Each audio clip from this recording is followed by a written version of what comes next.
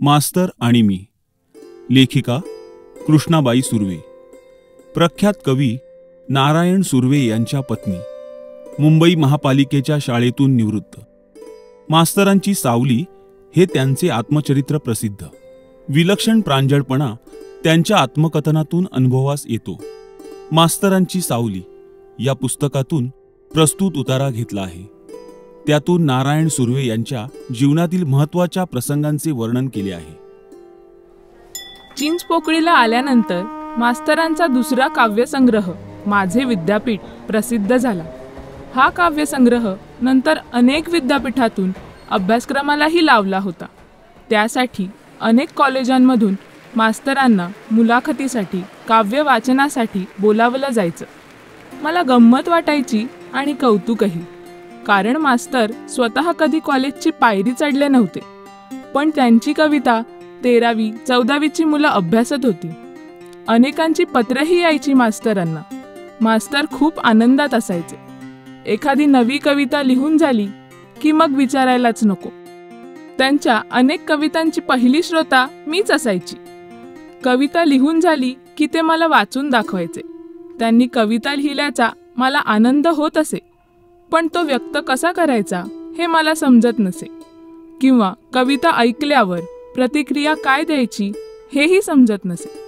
अनेकदा मी माझ्या संसाराच्या, पोराटोरांच्या विवंचनेत असल्यामुळे आणि उद्याच्या विचारात असल्यामुळे मास्तरांच्या कवितेचे शब्द माझ्या कानावर पडायचे, पण त्यातला भाव मात्र मला समजायचाच नाही. एवढं मात्र नक्की की ते लिहित असताना घरातल्या कोणत्याच कटकटी मी त्यांच्यापर्यंत न्यायची नाही. आणि माझं मन म्हणायचं, कृष्णाबाई, तुला काही कळतंय का त्यातलं?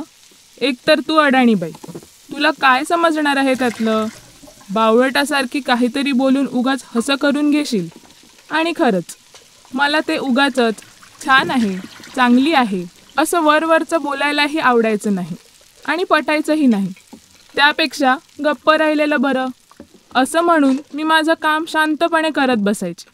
वेगवेगळ्या कॉलेजमध्ये व्याख्यान देऊन आल्यावर ते आणखीनच खुश असायचे.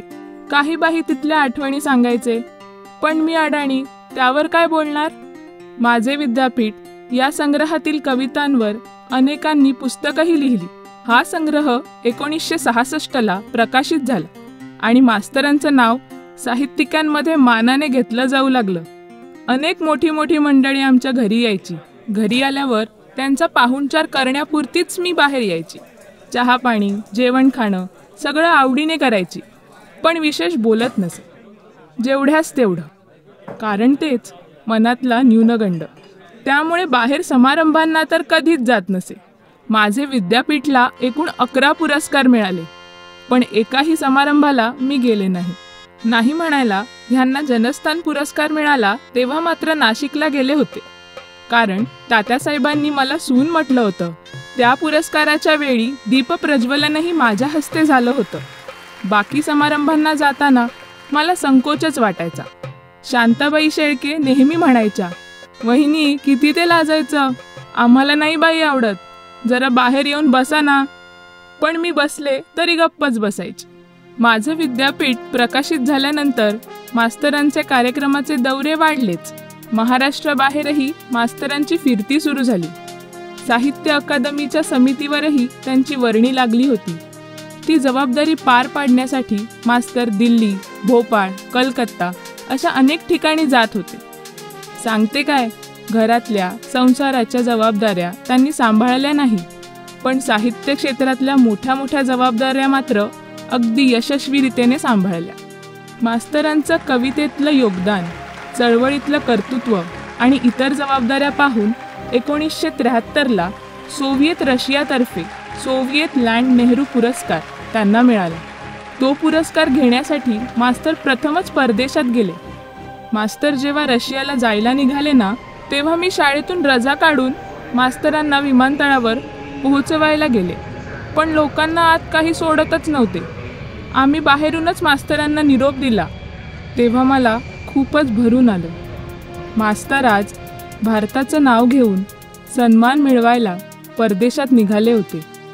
ज्या मार्क्सवर मास्तरांनी श्रद्धा ठेवली त्याच्याच देशात मास्तर चालले होते. मला खरंच खूप भरून आलं. तेव्हा असं वाटलं सार्थक झालं आपल्या आयुष्याचं. शब्दार्थ: बालेकिल्ला, मुख्य ठिकाण. न्यूनगंड, आपल्या ठिकाणी काहीतरी कमी असल्याची भावना. आंतर्देशीय, जागतिक स्तरावरचा.